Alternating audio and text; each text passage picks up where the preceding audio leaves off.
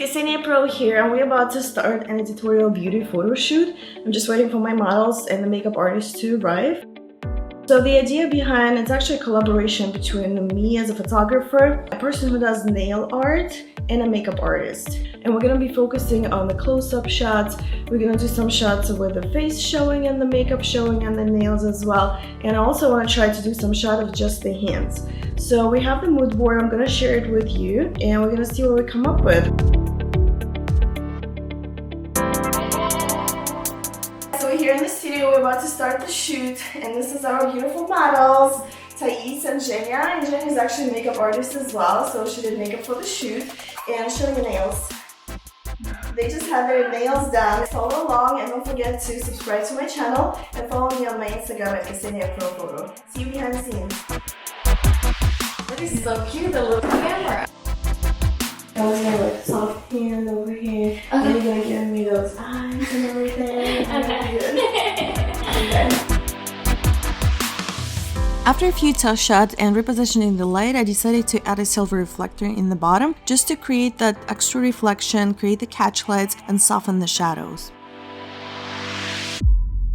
The challenge in beauty photography, it's all about beautying a close-up on a model's face without compromising the quality of the picture and without cropping in. So I love using two lenses for beauty photography. It's Canon 70-200 2.8 at 200mm, but I also use a macro lens 100mm 2.8 for those close-up shots and what they call macro beauty shots.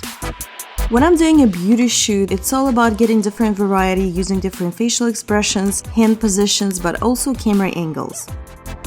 So don't be afraid to grab a ladder and step up and see how it looks from a different angle. Often shooting down on the model can look a bit more flattering.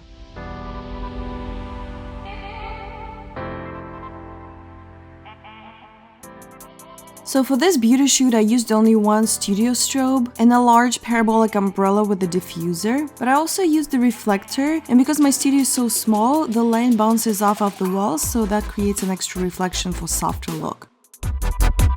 This thing is massive. For the backdrop, we're gonna use this thunder gray background. We'll see how it looks. The mood is fall, darker colors, but for beauty shoots, you don't really need this gigantic backdrop. You can get away with the smaller ones, like 52 inches wide, and they're so much cheaper as well. And then we moved on to the close-up of the hands to show off the nail color. And that was a whole new universe for me because I don't do a lot of product photography in general, and that hand modeling is just tricky. And don't be afraid to guide your model through the poses. Even though she's very experienced, she can't see herself until she sees it in the picture, so you have to remember that and don't be afraid to help her. In the end of the day, it's the team effort and the creative process between the photographer and the model, so it's your job to figure out how to work with the model and get the best shots out of the shoot. And most of the models I have worked with, no matter how experienced they are, they always appreciate my feedback.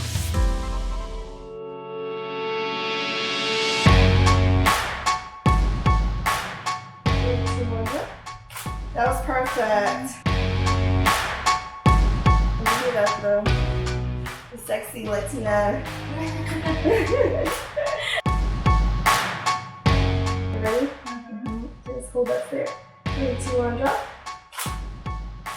Oh! I mean, I'll fix the fabric with the shape of it in Photoshop, but this is beautiful. I like that.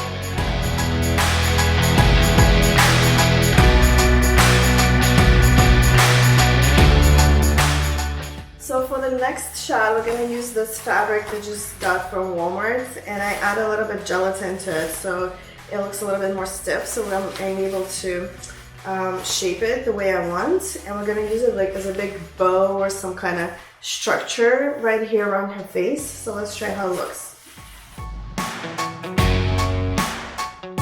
If you've been following my work on Instagram, you know that I'm all about dramatic shots with different fabrics. And I love that it is a super budget-friendly option to create a dramatic effect in your photo shoot.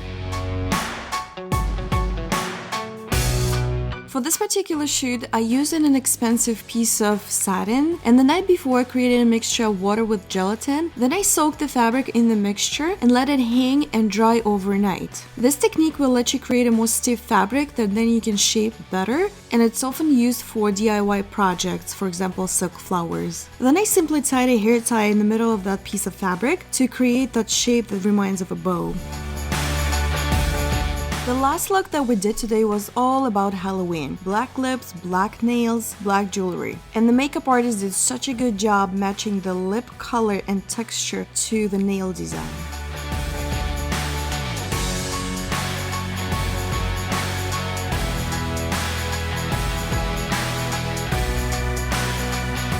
If you're enjoying this video, please don't forget to give me a thumbs up and subscribe to my channel.